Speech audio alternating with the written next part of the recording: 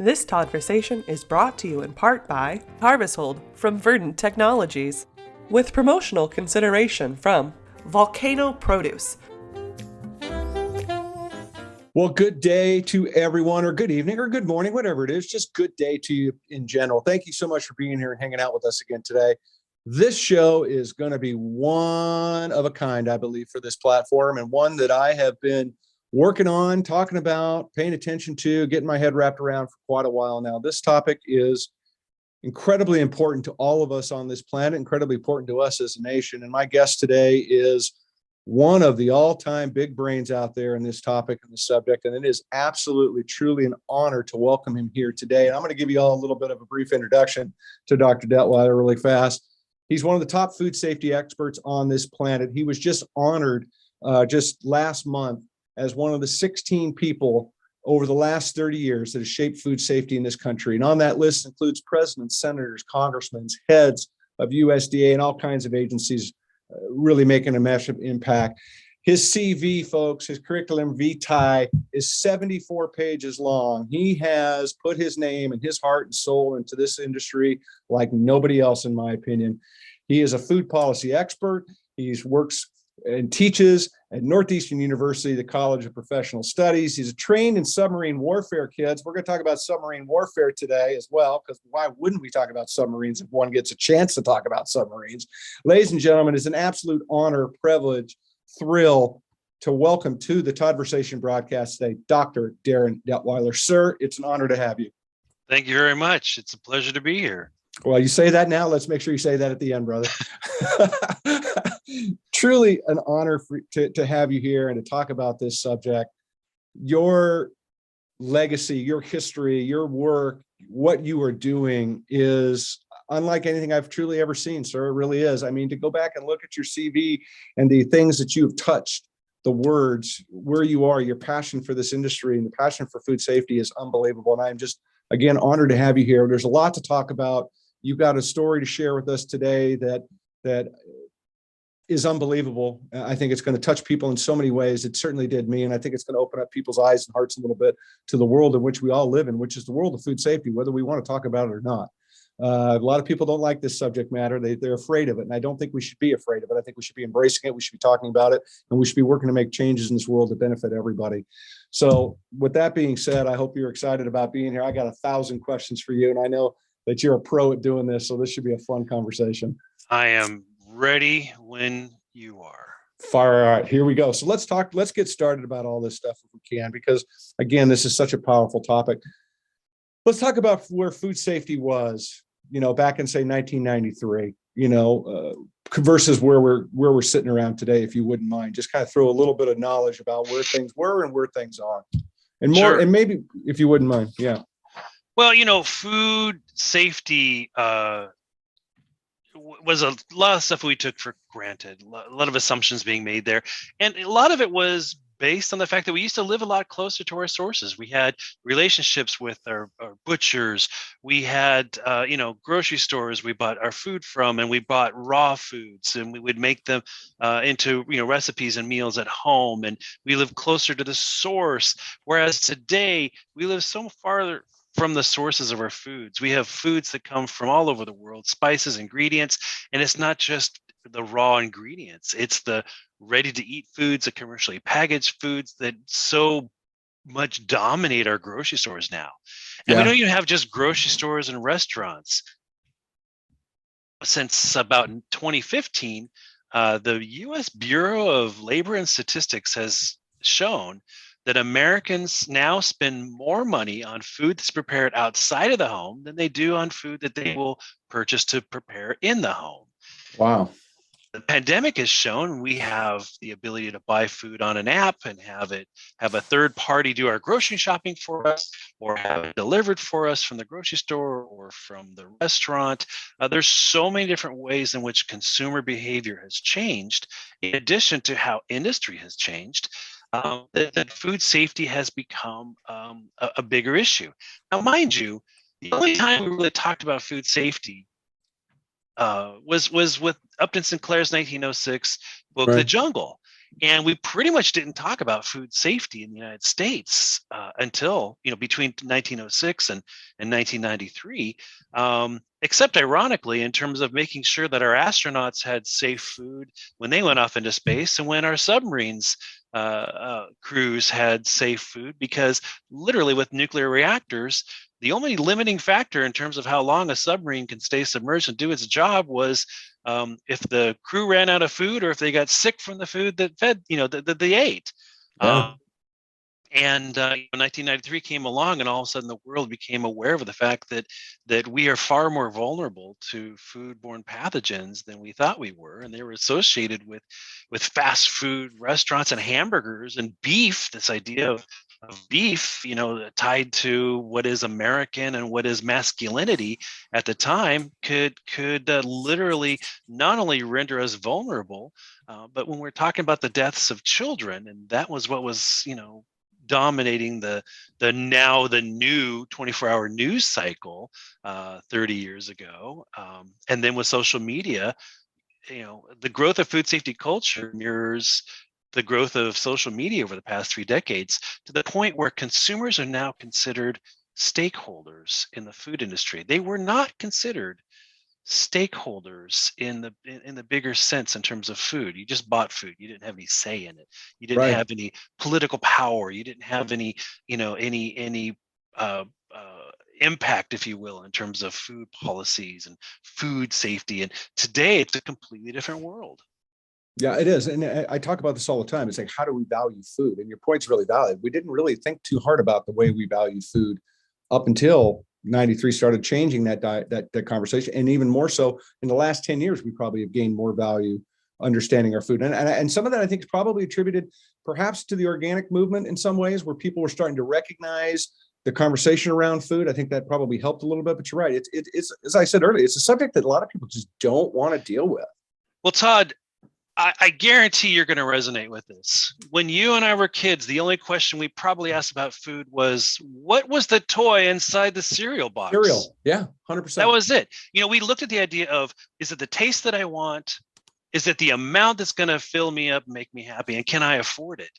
Today, those questions have been added to with questions around quality and safety and defense and sustainability and authenticity. But there's also other questions that really have nothing to do with food safety, if you will.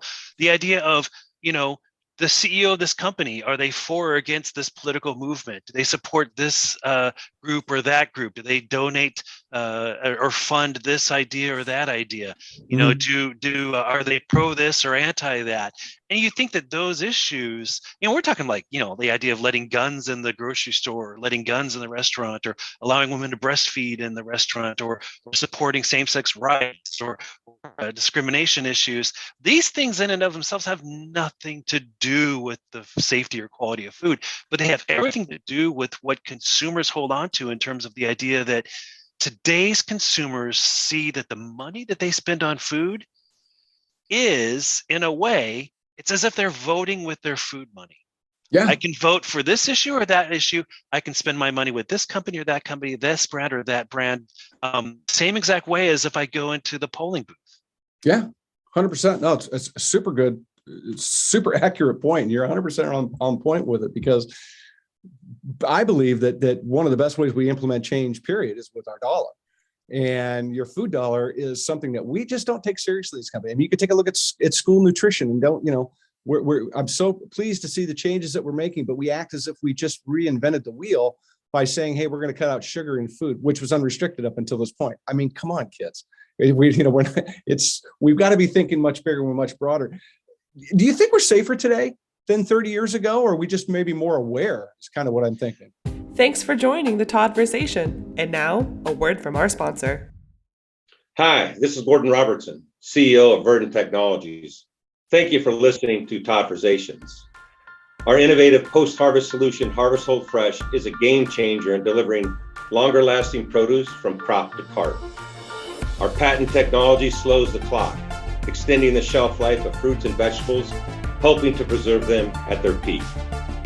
By simply inserting a sheet of Harvest Hold Fresh into packaging after harvest, our solution works to significantly reduce waste, deliver return on investment, and offer robust sustainability benefits in the perishable produce supply chain. That's a winning proposition for the grower, the shipper, the retailer, the consumer, and our planet. Contact us today and let us help you change your fresh future with this one-sheet wonder. Harvest Hold Fresh from Verdant Technologies.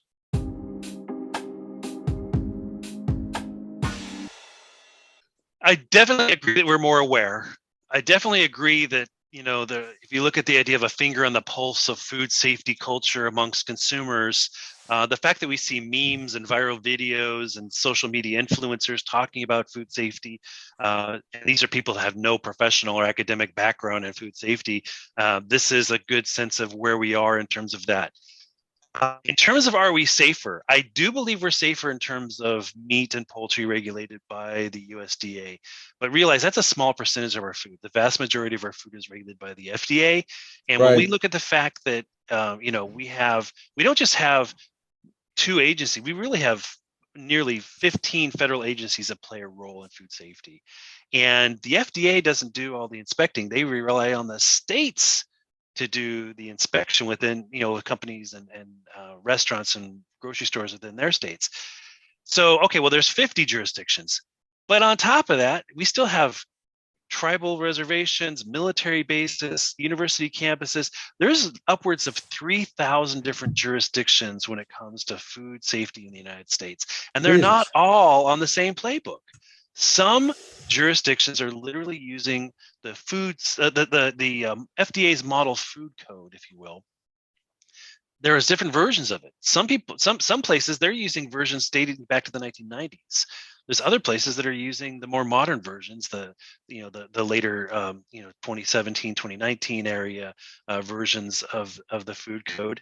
There's some that they kind of line item adoption here, they don't adopt this, they don't adopt that. So in reality, if you look at the idea of food safety by zip code, a cross country tour or drive, if you will, is not going to find you at the same level of safety everywhere you go. And at the same time, we're not just talking about meat and poultry. As I mentioned, there's ready-to-eat foods, there's produce. We've seen a lot of produce, romaine lettuce and cantaloupe, and so many produce items fall into the idea of culprit foods behind outbreaks and recalls. There's the ready-to-eat foods, the commercially packaged goods. There's foods that are delivered directly to the house, whether it be like in a box that you have to take the ingredients and prepare them yourselves, ready to eat that comes directly to the house, or it's delivered through third-party delivery. There's also ghost kitchens now that we have to deal with. There's so many multiple dimensions. It's like the Marvel universe. You talk about like the multiverse kind of stuff. It's almost like that in terms of food. There are so many different dimensions or universes of how people are interacting with the food that they get. It's no longer, you go back though decade after decade after decade, and it was that your food didn't come likely farther than your own county, probably definitely not from outside of your own state. Oh yeah. And you would be preparing it yourself at home. But our distance now between where we get the food and where it's prepared has grown rapidly. And I think that is part of what is complicating the ability to say we are safer today than we were in the past. I think it's going to be an always evolving situation in terms of our relationship with food, and thus not only the last mile of journey, if you will, for our food, but for that of food safety as well. Yeah. You're 100% right. I mean, I just looked at this stat, and I'm sure I'm going to butcher it, but I'll get pretty damn close. 100 plus years ago, your food came within 150 miles of where you lived. And now it's, debatable whether it's 1,500 miles. And remember the stat clearly that 100% of the apples grown, 100% of the apples consumed in Iowa, 100 and something years ago were grown in the state. And now it's, a single digit percentage at that, right? It's a drastic change.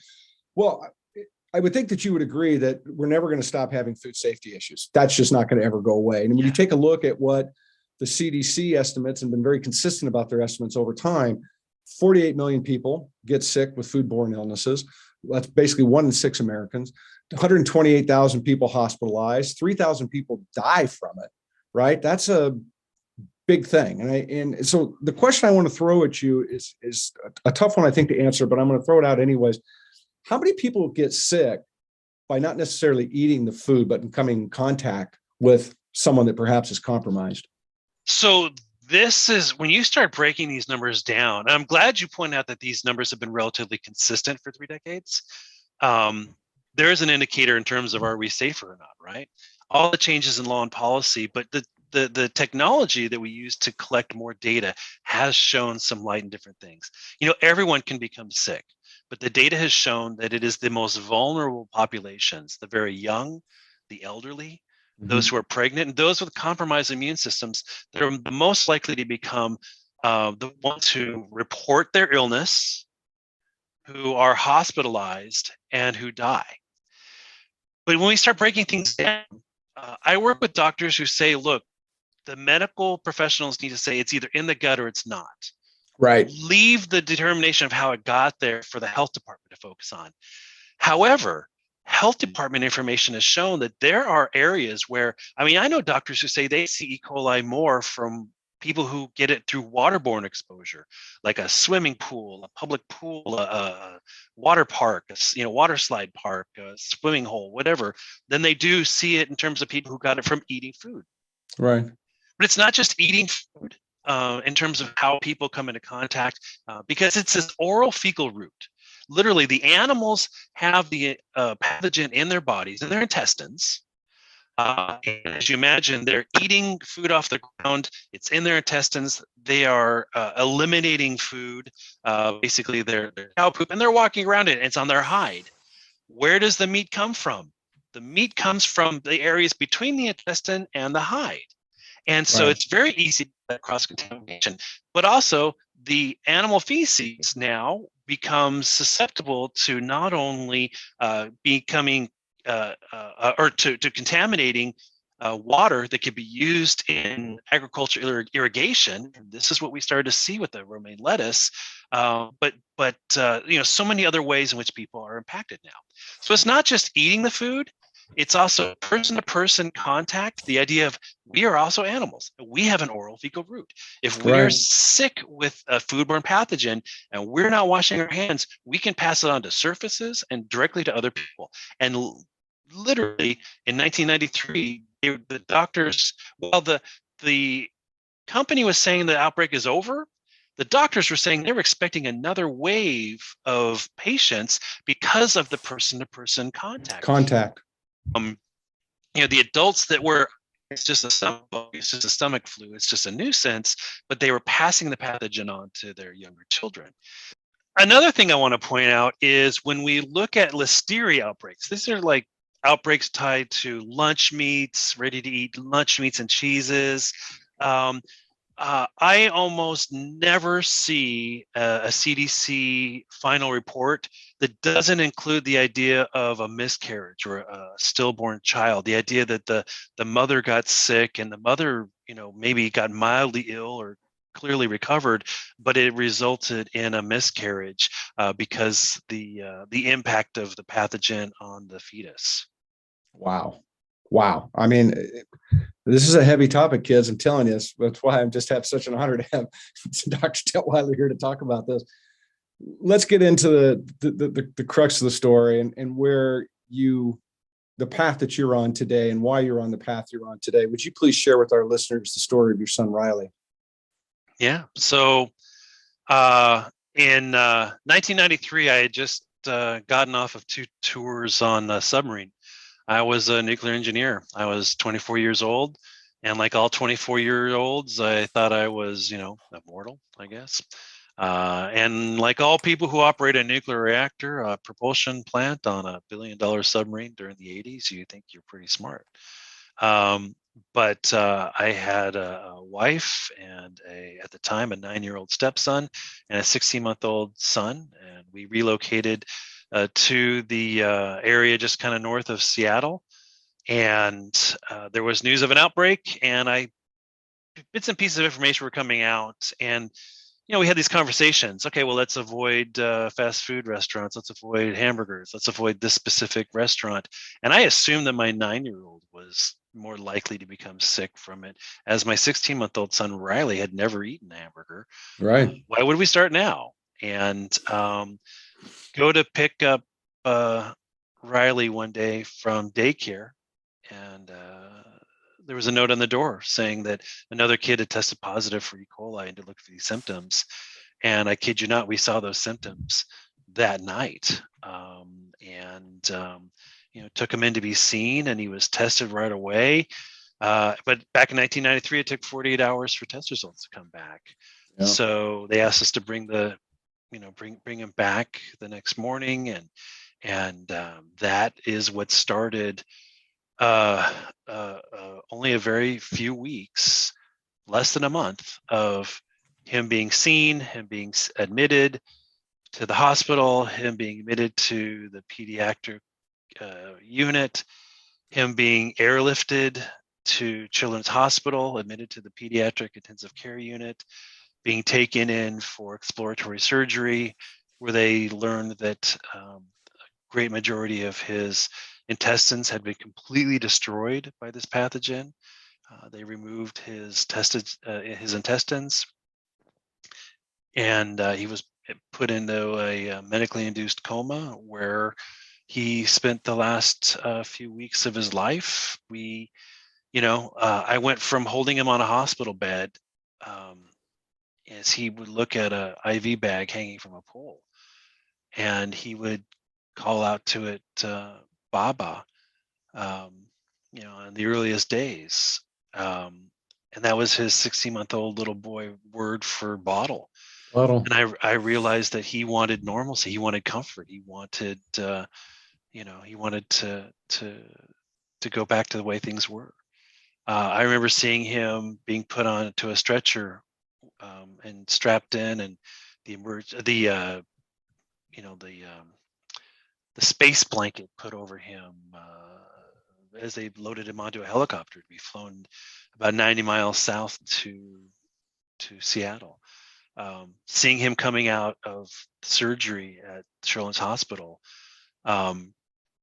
here's this little boy body, and it was just dwarfed in this hotel, this whole setup in the hospital room, where there's wires and tubes and monitors, and there literally wasn't even enough room for all the equipment that was being brought in, the dialysis, just so much equipment. And I remember, again, this was 1993. We didn't have cell phones with cameras and video cameras and right. stuff. Seeing him again after the doctors realized he was no longer getting oxygen into his blood, and he was literally, his brain was starved for oxygen, and it almost became, it became pointless to keep him on life support at a certain point. There was no oxygen getting into his brain, and they disconnected him from his life support, and was able to hold him again, wrapped in a blanket. But you keep thinking that, I smell his hair. I'm looking at him. I feel his skin. I'm waiting for his eyes to open. I'm waiting for his chest to rise and fall. And that never happened. And then to see him one last time being carried in the world's smallest coffin at his funeral. And, I have images of some of these things. I have the images from the news coverage that showed him being put onto the helicopter. I have the images from his funeral, where it was literally covered live. Those are the last images I have of my son. And immediately after we left the hospital, we had someone take out his car seat and everything related to him from the car, because the drive an hour and a half or so north, with literal and figurative things in the rearview mirror that would not make that drive safe, it was nothing that I thought about in terms of planning. Got home to receive a phone call from Air Force One. President Bill Clinton had actually been on his way to visit us in the hospital, having talked to him on live national television right after the inauguration about what was going on. But en route to Seattle Children's Hospital, my son had died, and he and I talked. And he wanted to talk father to father. What do we do? Where do we go from here? Where do we go? And I said that I couldn't see myself not trying to help others. I also thought that this would be something that, now 30 years from now, I wouldn't be doing this. I figured laws, policies, government, science, technology, industry would bring it into this. But there was a powerful message that came out of that conversation that I have held on to and kind of modified over the years. The idea that I lost my son, and I'll never be able to do anything but agree and acknowledge to that statement. But do I want to live in a world where the universe can say that my son lost his father? Right. What does that mean? How do you stay a father in that situation? That's really driven what I've done in the 3 decades since. 100% it has. And share a little bit about, what that does mean to you a little bit, and maybe a little more. I mean, it's really become, I talk often about we're on a path in life and we don't know where that path takes us. We have choices along that path: go right, go left, go up, go down, go back, whatever it might be. But we don't necessarily know where we're heading. And I think that your story is so, to be a part of what you went through, to be a part of this food safety issue, all the things we've already just touched on, so far, is overwhelming to even consider as a parent, and overwhelming to even try to imagine, let alone tie a shoe, let alone walk in your shoe. But how have you carried on? I mean, because this became your life, this became your life's path. A lot of trial and error. I went back to university. I got certain degrees to build on my science background, my engineering background. I ended up becoming a teacher for 16 years, math and science and history teacher. And while I was doing that, however, I was flying back and forth from Seattle to Washington, D.C., as I was serving as a special advisor to the Secretary of Agriculture. I was working to, be a food safety advocate, raising a family, and, trying to move on from this. There definitely is phases of grieving and moving on that one has to deal with. The things that I do today, I am a professor. I earned my doctorate in law and policy, focusing on food safety. I'm a professor. I speak around the country. I speak abroad about this. I'm currently the chair of the National Environmental Health Association's Food Safety Program Committee. I'm on numerous advisory boards and editorial boards. A lot of what I do today, I couldn't do 30 years ago. And it's not about qualifications. It's about the idea of being in a place where you can focus emotionally on things differently. There's a process, and we can talk about culture in different ways. Are you familiar with the movie Highlander? Yeah, that's with what's Sean his name? Connery. Yeah, Sean Connery. Yeah, right. Yeah. The guy who lives forever, right? Yeah. Remember, there was this whole major story element about how the Highlander, Christopher Lambert, the actor who played him, he would fall in love with someone and watch them grow old and die. Right, yeah. Right. There was an incredible soundtrack by Queen, and there's this one phrase from one of the songs dealing with the idea of outliving who he loves. And the line is, "It's always a rainy day without you." I've thought about that so many times over the last 3 decades. The idea that at first you're just immersed in this idea of being in that rain, very much associated with depression. Sure. But I have worked with and talked with, and I've worked so hard on myself, and I have the support of incredible people around me. And today I can say that, look, I can be successful. I can see progress. I can inspire others. I can teach others. I can even be happy while still looking at the window across the way and seeing that it's raining outside. It doesn't necessarily have to be that rain takes me away from or prevents me from doing what needs to be done in the act of having that moment where I can be influencing the next generation of food safety leadership. I can be reminding people the why behind what we do. I can help impart the idea of the true burden of disease and make sure that we're not doing something that's just the idea of the quick and easy answer that solves our current short-term needs, that we could look at it in terms of the bigger legacy, in terms of what we do as a government, what we do as a nation, what we do as a company or corporation, as an industry in terms of food safety. Yeah. Well, what you went through in 1993, Riley was one of 4 people, I believe, that perished in this outbreak. And it was by far the first real big public thing that we've ever had in this country, quite frankly. And, I think about your story, and I've read your story, and I've listened to you speak online a little bit and got my head wrapped around it again, trying to just put a shoelace, through the shoe, trying to understand the walk that you've done. But one of the things that I think about when I think about food safety, I think about the work that you've done and what you're trying to accomplish and enlightening people and to really change the world. And you've done it. I mean, the accolades, the books, all the things you've done, the lift that you have taken on is monumental. It's the work of multiple people, not one. It's unbelievable what you've done. And it's amazing the way that you've honored your son and the way that you've honored trying to make a change in this country, quite frankly. And I think it's incredibly powerful. Thank you. How do we, dude, I can't even come up with enough words to give you enough props. Believe me, really.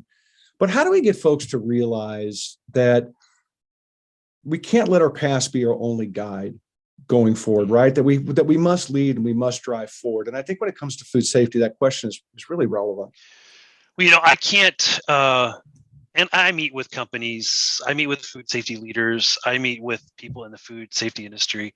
I can't go into a room and spend an hour talking about the history of my son. It may be eye-opening, but that does not set the idea of, what are the takeaways? Where do we go from here? What are the next steps? Right. How do I implement this? How do I impart this into what I'm doing? Right. So, we look at certain things. You can't ignore the past, right? I mean, people will say, well, you go to the airport some places and they'll say, oh, our city won the Super Bowl in 1972. Here's a big banner, right? So you tend to hold on to those great trophy moments, right? Sure. This was the best year ever, kind of a thing, right? But if we want to look at the idea of legacy, if we want to look at the idea that, the people, so the company, the fast, there's forgiving and forgetting. Right. Mm-hmm. I don't think I can ever forgive or forget what happened, but I can look at and even respect the actions that they took afterwards in terms of making this would never happen again to them, making sure they were investing in terms of new science and technology and all that kind of stuff. And recently to talk with the leaders of this company, and I said, look, you today can look back at that event and clearly understand the why behind what your company did in response to that event. 30 years later, what happened 30 years ago. But the people who are going to be in a position of power, the leadership roles 30 years from now are likely not even going to have been born when this event took place in 1993. And if you want your legacy to continue, if you want to be seen as a company that held on to, they truly valued this issue, the lesson they learned and the stance and the direction they took, the momentum they built after this, if you want that to be the legacy seen 30 years from now, in 2053, then you can't ignore the why behind why did you do this? Why did you prioritize in this? Why did you invest in this? Why did you hold this thing so great a value? And when we look at numbers and we look at the things that are easy to, bars and graphs and statistics and all that kind of stuff, it's in some ways, data-driven decision making and looking at numbers to really get a sense of things, but you strip away the faces, the stories, the families, the meanings behind things. And so we have to make sure that we embrace not only the bright spots, but even those painful moments and those conflicting themes, and use that to forge and solidify the compass that we want to look in terms of that road ahead and the legacy that we ultimately want to build. Yeah. These are tough words. The difference between beliefs and values, the difference between short-term and long-term, the difference between, like return on investment and cost-benefit analysis. But there's bigger issues to deal with. We can have economic recovery, and magazines and newspapers will talk about a company and their economic recovery. How have they rebound after this event? But those same magazines and newspapers rarely talk about how did those families, those 3,000 families that you mentioned, the chair forever empty at the family table. They never seem to talk about how those families will rebound. The families that are living with the child that survived and was discharged will live with lifelong medical complications, be frozen forever in time in terms of their mental and physical development and capabilities, and will live with this stigma, this lifelong awareness of a failure. And I talked with a family once who, I talked with a lot of families, but this one family, I talked with the mom. She shared a story about her son had E. coli. He lived this great, but while he was on dialysis, I think he was 4 years old at the time, he ended up having a stroke and lost the use of one of his arms. Years later, he was talking about how he can't play like the other kids in the playground because he doesn't have the ability to use one of his arms, and how he wishes that someone in the food company had said something or done something. He ends up drawing a crayon drawing of a superhero in flight. We're talking tights and cape, and said that if someone in the food company had prevented him from being unlike all the other kids, had made sure that he was safe, that person would be his hero. And in this world, again, of Marvel and DC superheroes, he didn't draw someone in a suit or a lab coat or a hairnet. He drew someone literally as a superhero in flight. And that really is a message we need to make sure that our future leaders, our food safety quality assurance experts, those who have a role and that who plays a role is really widening these days, realizes that their role in food safety is seen as Herculean. The effort that they put into food safety is literally the difference between life and death for those other consumers. Everyone can become sick, but again, it's those most vulnerable populations that are going to live with those lifelong complications from it. And it's these conversations that stem from my son's story in terms of what I teach and what I lecture on, what I write about, in terms of how we go about doing this. And when I talk to the public, a lot of people are public and they always ask me, what foods do I avoid? I'm like, well, if it was easy enough to avoid foods, then if you look at my 30 years experience, if I avoided everything that was ever involved in food safety, there'd be nothing left to eat. But I also tell parents that it's the thing to be afraid of. I mean, Todd, how many times have you heard or maybe even said the idea of, hey, child, look both ways before you cross the street. Right. Hey, child, put on your seatbelt before we go somewhere. Hey, son, daughter, getting on the internet, be careful for people that are online predators or whatever, and be careful of your information. It doesn't mean that we don't go on the car rides. It doesn't mean we don't cross the street. It doesn't mean we don't go on the internet. It just means that we're aware of consequences for our actions and that there's inherent risks in them. Correct. We need to have those conversations about food as well. The idea of don't just involve either don't have your kids be completely isolated from the kitchen, but you see all these TV shows or videos of people cooking.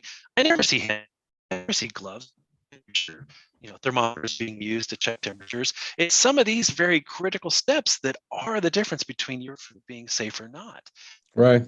conversations. Even the idea of telling kids, hey, before you unload the dishwasher, make sure you wash your hands. Or, hey, you just handled that raw chicken, make sure you wash your hands, and don't use the same cutting board and knife as you start preparing the salad. Right. Kind of a thing. Oh, why? Why should I do that, Mom? Why should I do that, Dad? Well, because, we need to be careful. And here's For why. sure. That Yeah. is the difference between being afraid of things or focusing solely on the short term versus the idea of looking at the bigger picture and saying, look, we all have responsibilities and there are consequences, good or bad, for our actions. 100%. Yeah. Well, look, I mean, Americans expect the producers to do the heavy lifting for them, right? I mean, they want it out of sight, out of mind mentality. We take for granted that there's a they and them involved or whatever it is until they or them don't take care of what happens, right? And I think a lot of ways too, food safety had a better narrative or a marketing campaign versus an offensive campaign versus always playing on a defensive campaign, which is what it always does. It's always playing defense against the narrative in a lot of ways.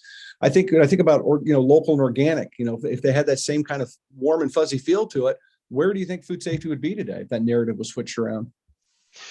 Well,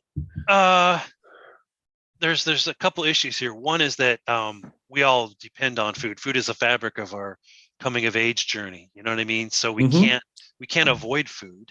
And any negative connotation around food, people worry about the idea of, our company doesn't want people to think that there could be a problem with our product. We want to sell kind of a thing. And even, 30 years ago when we were working with the USDA on food safe handling labels for meat, if you buy a raw, meat, poultry, there's a label that says cook thoroughly, refrigerate leftovers, wash your hands, all that kind of stuff. Back then, the industry was like, you can't tell people there could be a problem with meat. Kind of a crazy concept to think about. But, when you look at the idea of what are certain messages out there, I have to tell people sometimes in the food industry that it's not an us versus them kind of thing, because everyone who works in the food industry, every new employee comes from the pool of people who are labeled as consumers. Right. So it's not like, well, there's people who work in the food industry, and there's people who consume food, and they're two completely different audiences. No, they're one and the same, right? And another thing to talk about in terms of, and you brought up a good point about the messages. In 1993, the people ultimately responsible for that outbreak, literally in front of the cameras, said, we broke Washington state law, and as a result, people died. And I don't know about you, but when I grew up, there was this message of, like if you walk into a bank with your finger in your pocket and say that it's a gun, and some 87-year-old security guard has a heart attack and died, even though there was no trigger for you to pull, in the committing of a crime, someone died, you will be held responsible and legally, consequence facing for that crime. And yet here, there were no state or federal charges filed against the company. Imagine 30 years later, what message that sent. I was in the courtroom there was a issue a while back called the Peanut Corporation. There's a company called the Peanut Corporation of America. They had a salmonella outbreak tied to peanuts. Yeah. And this case was so huge. I was involved in it in terms of conversations with the owner of the company, conversations with the families of those 9 people who died, and the estimated 22,000 Americans who got sick from this. I was in the courtroom during the trial and sentencing, and during the sentencing, the lawyer for the owner said, well, Your Honor, we know you're probably going to have to sentence my client to jail for 3 months. 3 months was the largest amount of jail time that someone with radical failures in food safety had ever served. Wow. And that had only taken place right before then. And then we're talking about 2016, 2015 area, right? So, we know you're at least going to have to, Your Honor, sentence our client to 3 months in jail. He was convicted on 62 federal felony accounts of obstruction of justice and wire fraud, all these different things, responsible for the deaths of 9 people. The shock in that courtroom when he was sentenced to 28 years in federal prison was incredible. And part of that shock was because you go back to, again, 1993, when there was no punishment for that. Imagine the message that would have sent. When we have companies, you remember the coli outbreaks? Yeah. Right? America's largest federal fine for a food safety failure like this, $25 million. Well, to you and me, $25 million seems like a hell of a lot of money. But to a major corporation, that's A like write-off. it's like a day of the cash register, collectively, if you will, from all their branches. It's like, at what point is it not really a level of the pen versus the carrot or the stick, the pen versus a sword kind of a thing, in terms of when does it no longer become a deterrence, because it's like, what's the worst that could happen, right? You need to take into consideration the bigger picture in terms of the worst that can happen. And part of that is beyond economic, it's beyond punishment. It is the idea of the impact on public health, the impact on brand trust and reputation, but most importantly, the impact on those families whose lives are forever changed as a result of mostly preventable failures, mostly the idea of these lifelong consequences that are tied to what was just taken for granted in terms of the daily norm. Unbelievable. And to think that Jack in the Box stood in front of the camera and said what they said, and then all of a sudden, get nothing more than a parking ticket at the end, is pretty crazy. Yeah. It's pretty hard. It's pretty hard to imagine, but it kind of leads me to where I want to talk about next a little bit, which is, we regulate, but do we actually enforce? Do we hold those that accountable? Because I think it's something that perhaps we are more now today than ever, because we are living in a much more litigious world in the past. But I mean, there's issues of collusion out there. There's cover-ups out there. You got the FDA over here versus the USD over here versus the state. I mean, there's just a lot going on there. Talk to me, if you wouldn't mind, just, almost like, how are we working against doing the right thing, I guess, is a way of looking at it.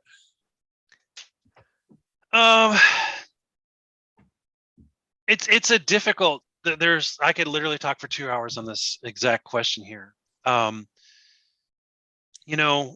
Consumers hold that the industry and the government has responsibility. The industry holds that the consumer has responsibility, and neither are wrong. Yeah. At the same time, as complicated as it is, it's likely to become more complicated. And if we understand that this is just normal, and but we can change the culture around things, we can have a difference. And here is one thing I think is very important. Most of what goes on in terms of food safety is reactive. I've literally, over the last 3 decades, borne witness to a seemingly endless cycle of crisis and reform. If we just look at some of the numbers, like you pointed out, 3,000 Americans die every year. First off, that's just the American numbers. There's larger numbers in terms of globally. Sure. But 3,000 a year times 30 years, that's 90,000 Americans that have died to mostly preventable outbreaks. That's 90,000 families that are living with a chair forever empty at the family table. And when you start looking at it like this idea of being reactive, the more time it takes for a company to respond, for the government to change, things of that, we see 2 things happen. Options decrease and liabilities increase.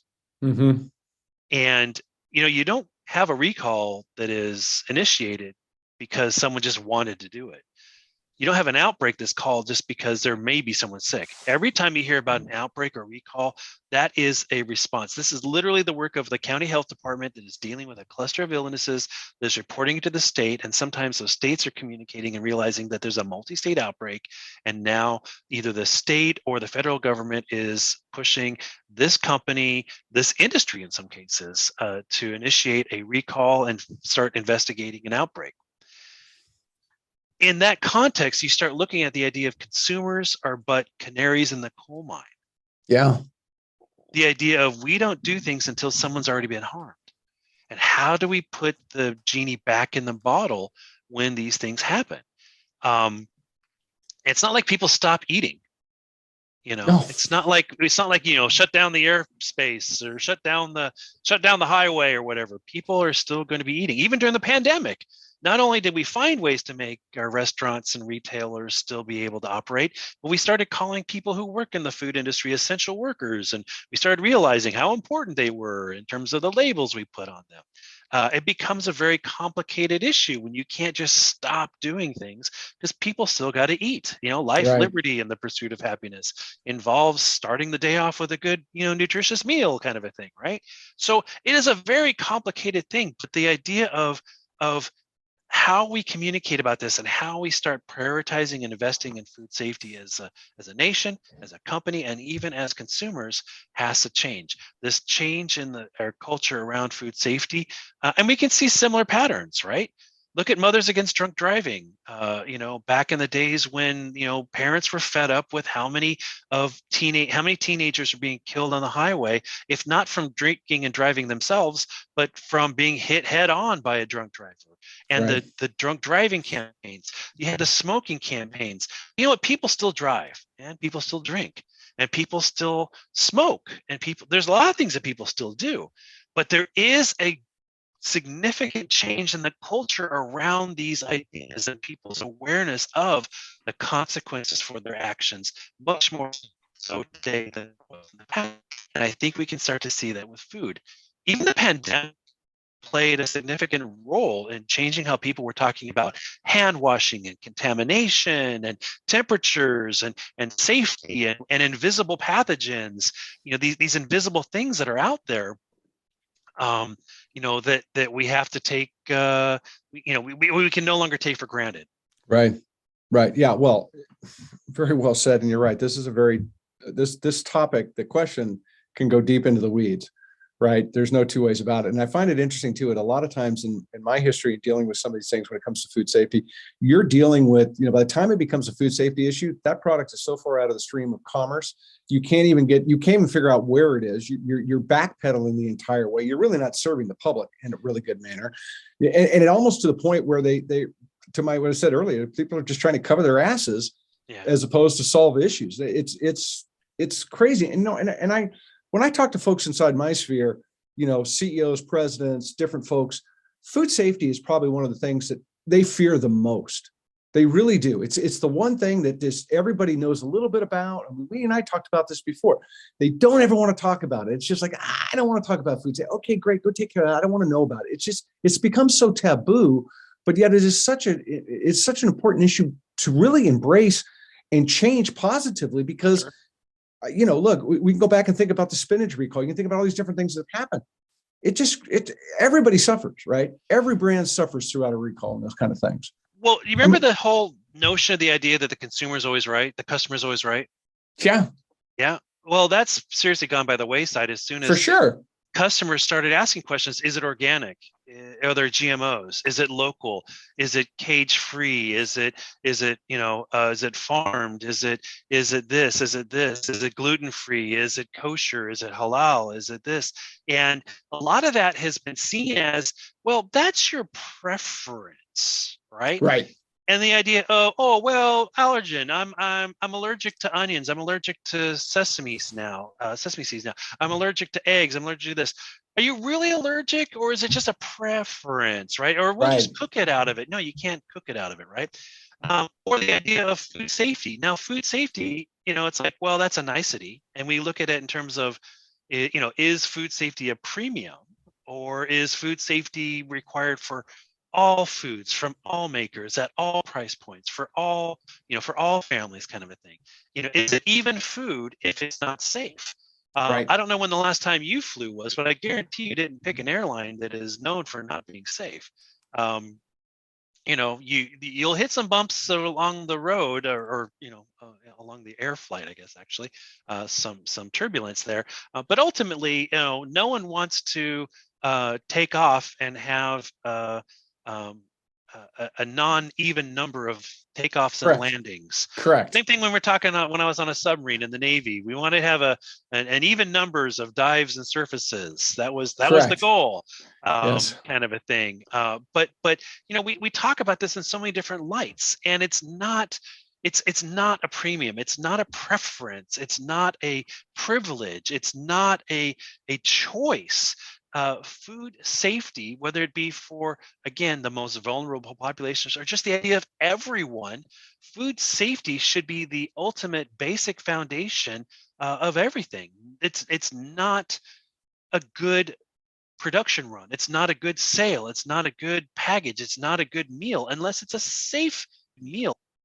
Thanks for joining the Todd-versation. And now, a word from our sponsor. Hi, this is Gordon Robertson, CEO of Verdant Technologies.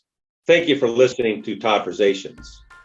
Our innovative post-harvest solution, Harvest Hold Fresh, is a game changer in delivering longer-lasting produce from crop to cart. Our patent technology slows the clock, extending the shelf life of fruits and vegetables, helping to preserve them at their peak. By simply inserting a sheet of Harvest Hold Fresh into packaging after harvest, our solution works to significantly reduce waste, deliver return on investment, and offer robust sustainability benefits in the perishable produce supply chain.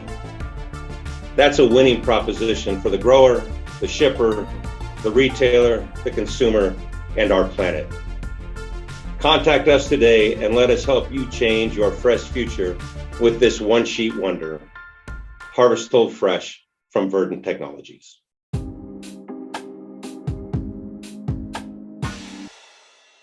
Well, it goes back to what we touched on earlier. It's really about trying to drive value back into the food system, right? And trying to recognize the value that food has. I ask this question to people all the time. Tell me how you value food. It is a great question to throw people because nobody has an answer. They're perplexed with how you actually answer that question.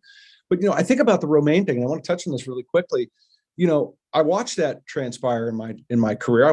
Been a part of that November life cycle that it's lived for a while.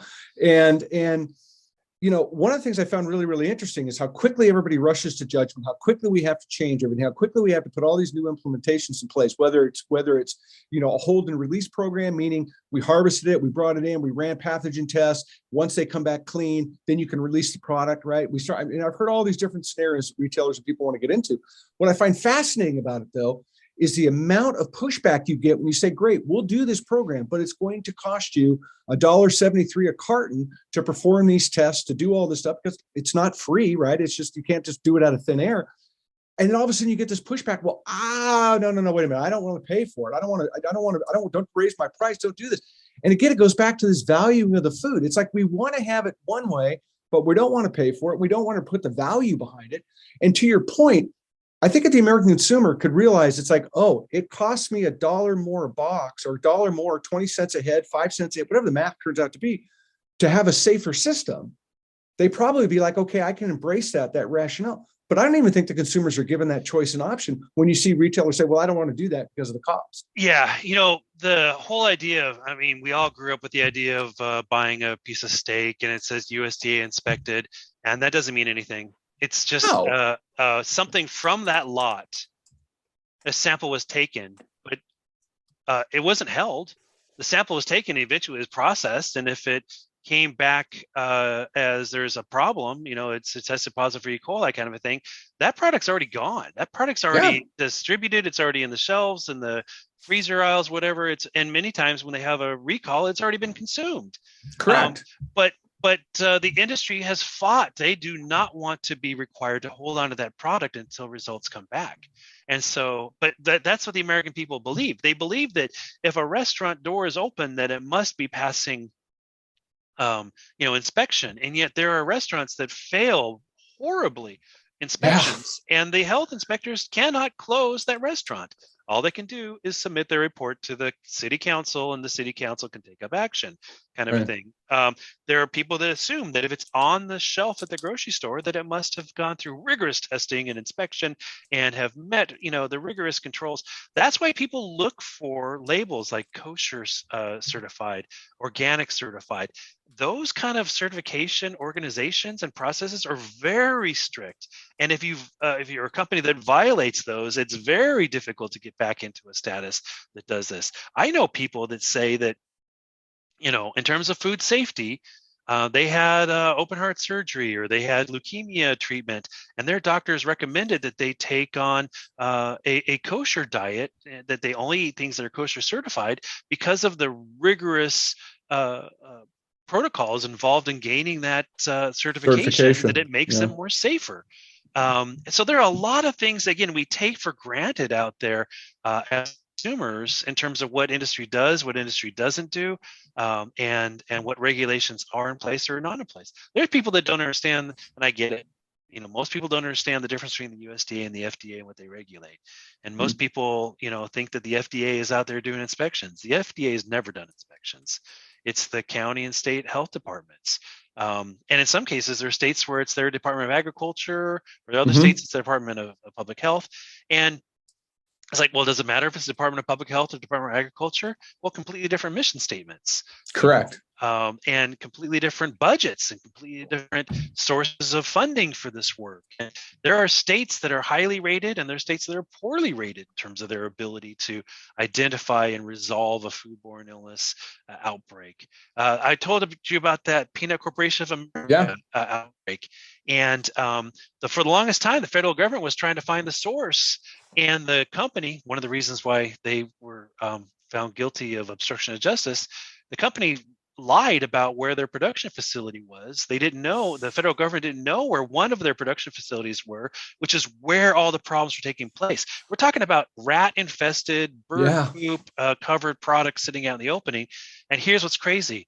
The location of that plant was in Plainview, Texas. That is the name of the town.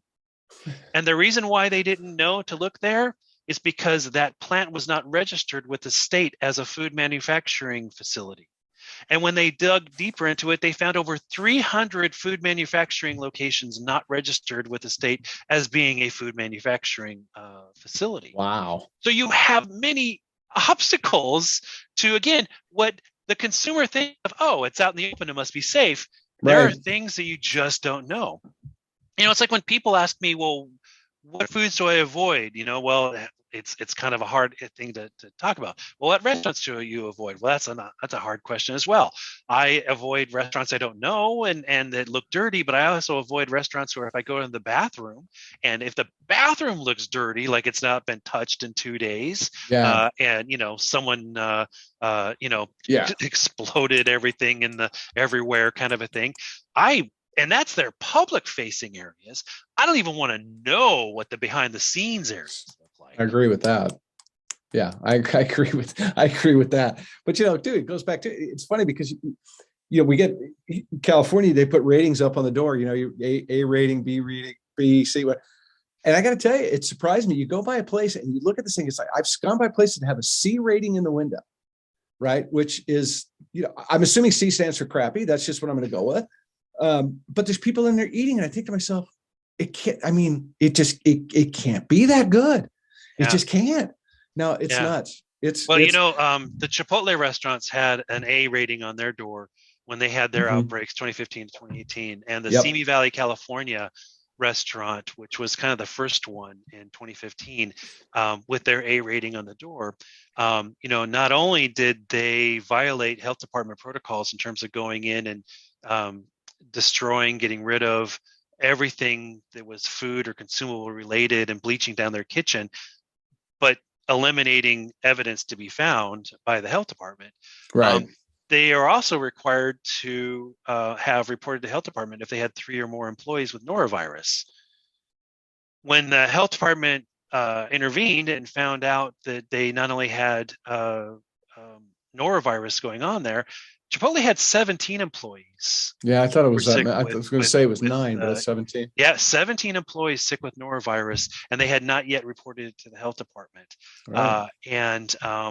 A sad note is that those 17 employees were required now to, refrain from working there until their symptoms had been gone for over 5 days or something like that, before they could return to work.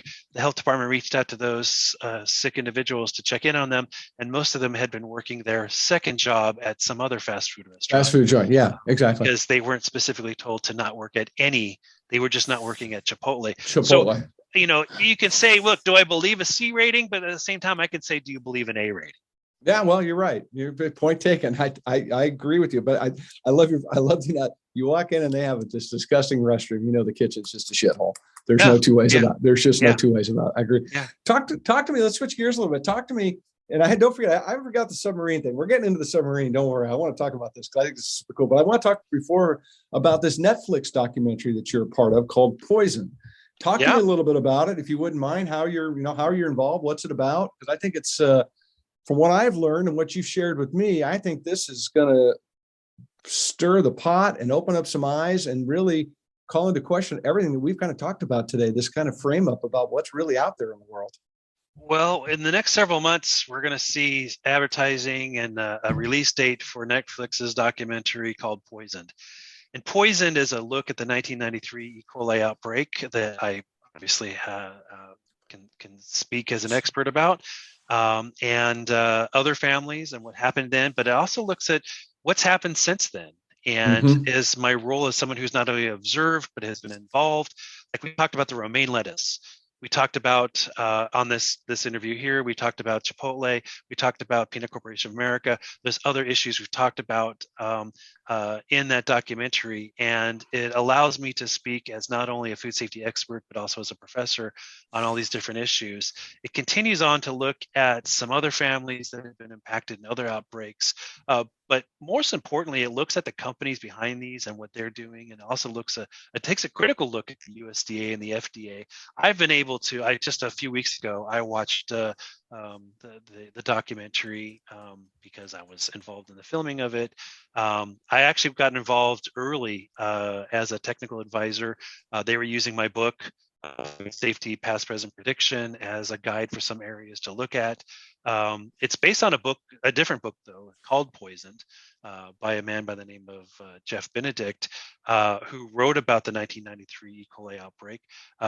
But my book was able to kind of open their eyes to the idea of what are some of the other issues surrounding this over the last 3 decades that they need to look at.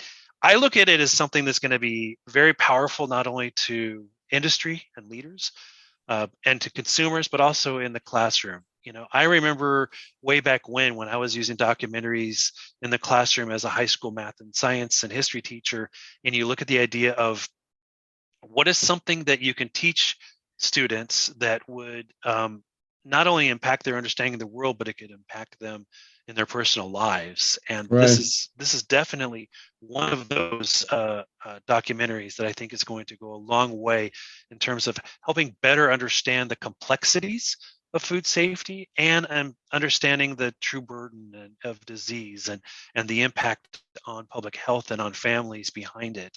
And it was, definitely it's not the first time I've been involved in television productions around food safety and print and broadcast media around safety. But I went into talking with the producers and the director of this, saying that again, I've used this word already, but the idea of legacy. Right. What if the legacy of this documentary is the profound impact that it can have on policymakers, on industry, on consumers, on families? That is what I wanted them to think about as they were putting this together. Don't go for the quick soundbite. Don't go for the gotcha. Don't go for the what will make this go viral. Perhaps in thinking about the legacy of the story, there are elements that can achieve all of that in Correct. terms of the power of their message. Yeah. No, well, we don't need sound bites when it comes to food safety. That train's left the station. We've lived, I mean, think about it. We've lived in that soundbite world. We lived in that snippet of the things that we've talked about. It's not working, right? We've got to do better at this. We've got to go back to what I said earlier, and I'm going to keep harping on it show after show after show. Start to value food. Start to ask what is valuable to food. If you think safety is valuable, then what does that mean to your food?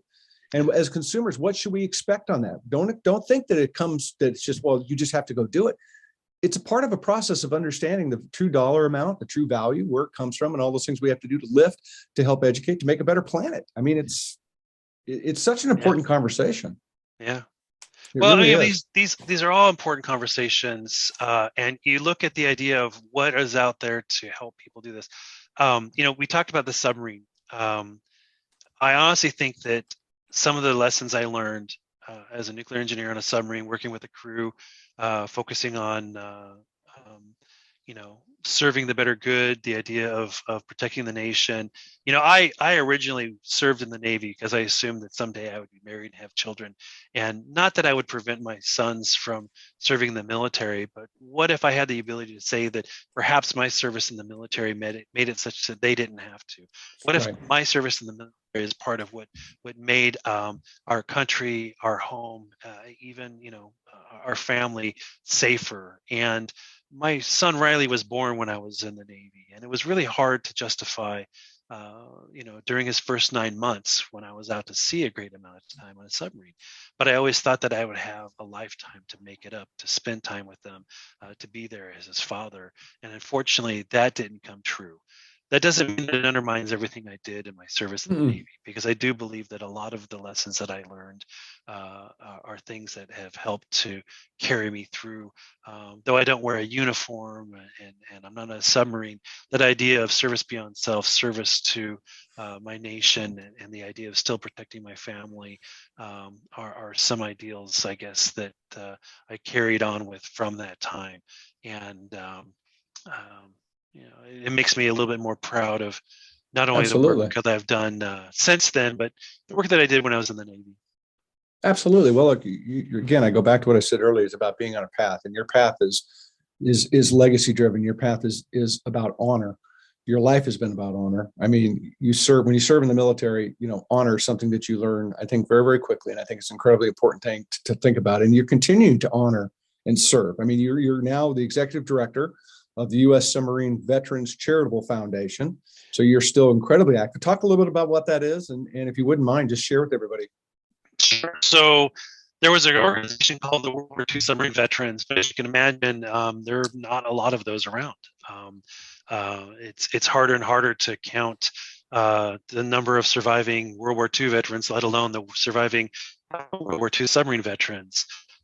So eventually, that organization rolled into the United States Submarine Veterans Inc., which is literally thousands of submarine veterans across the country that come together for one purpose, which is to perpetuate the memory, the service, the sacrifice, and the honor of those who served in the United States Navy. Also to uphold the legacy of the over 3,500 sailors who lost their lives in World War II, and in 52 submarines in World War II. Were lost, 2 submarines since World War II, and countless submarine sailors who have been lost since then. When they left their community to form a new community under the sea, again, this idea of the invisible enemy and their service. The idea of making sure that our communities today are aware of that, and that those veterans are welcomed, and that again, their services and memory and sacrifice is perpetuated in what we do. That's all we do. It's a gathering of submarine veterans. I gather with people in the greater Los Angeles area. I'm the vice commander of one of the bases there, kind of like a chapter of a club, of a group, and our work, we do everything from the Memorial Day services to supporting memorials for submarine veterans who pass away, supporting them in their time of need. And the charitable foundation has done everything from not only supporting the work of the submarine veteran groups, but raising money for those submarine veterans who were impacted by hurricanes, other natural disasters, for memorials, and scholarships, but also, and this is one of those things that a lot of people are surprised about, we have a program called Caps for Kids. We have submarine veterans who go to hospitals, children's hospitals, various hospitals, and they meet with families, try to provide a moment of support and relief for those who are dealing with kids, whether it's cancer or some other, lifelong significant medical situation going on, and we talk with them about that with their family, and we share stories with submarines that are appropriate to share with the little kids, and we present them as with ball caps and other items as honorary submarine sailors. I love that. And So there's many different ways in which we engage with the community, and again, it's an opportunity not only to serve within, but to serve the community and allow submarine veterans to continue serving in their communities and beyond. And it's just, again, the legacy, so much legacy involved. I talked recently. I actually wrote an article about this. A submarine veteran from World War II who died about 10 years ago. And later in life, he became a painter and was painting these incredible images, basically his memories, from what he was doing with the submarine. And as I was kind of learning more and writing more about this guy, I was able to talk to his adult daughter. And she was sharing not only about how much pride he had in what he did, but how she had his submarine veteran vest. Basically, it's like a blue vest that veterans wear, patches and medals and ribbons and stuff like that.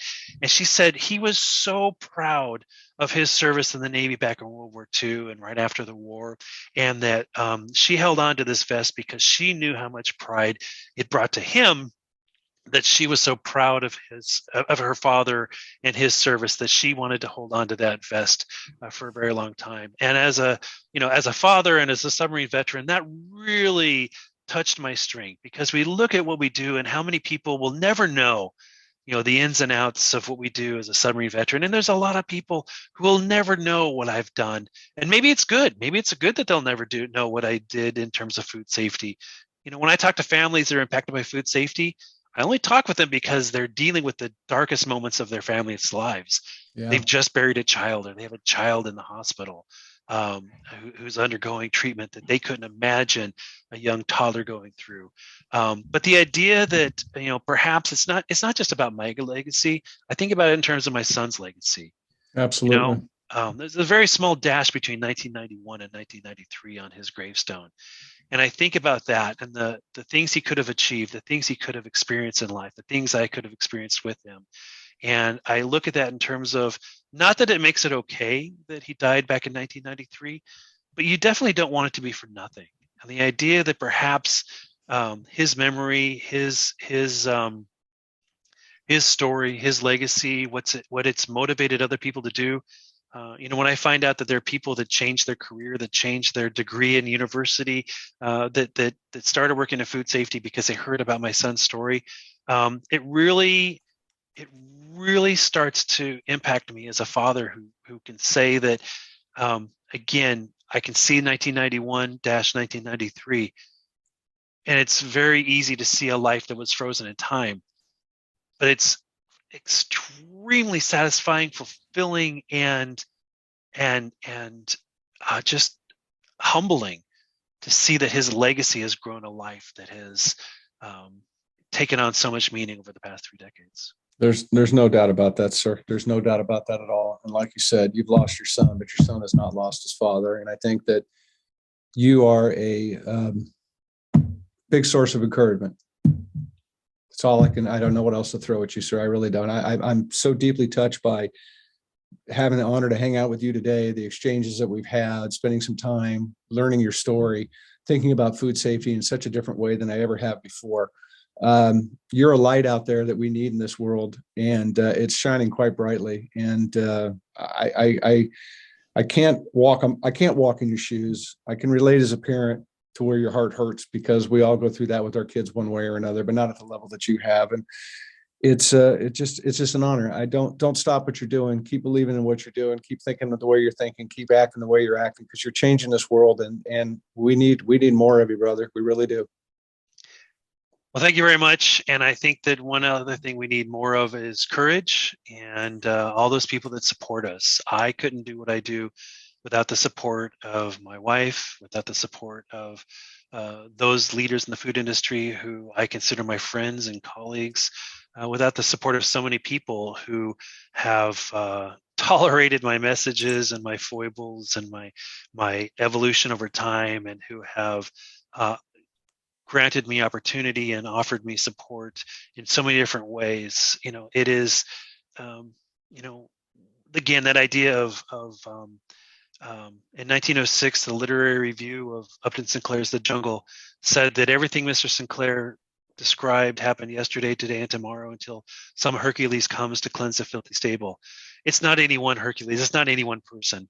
It's a Right. big Herculean effort that requires the involvement of so many people in so many different capacities and wearing so many different hats and capes Yeah. as heroes in their journey and in the lives of those who want to make sure that they are not forever impacted by failures in food safety.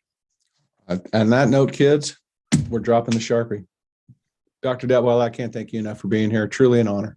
Thank you very, very much. Thank It's a pleasure.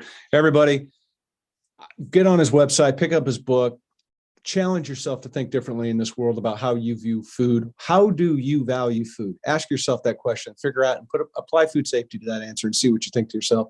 Thank you very much for being here. Thank you very much for listening to our broadcast. Don't forget to check us out on social media. We hang out there because that's where all the cool kids are. They tell me, I don't know who they are, but apparently we hang out with them. But I do appreciate you listening and be a part of this broadcast. Thank you very much. Remember, go inspire somebody today. It's incredibly important. Dr. Detwiler, have a beautiful day. Appreciate you. Thank you very much.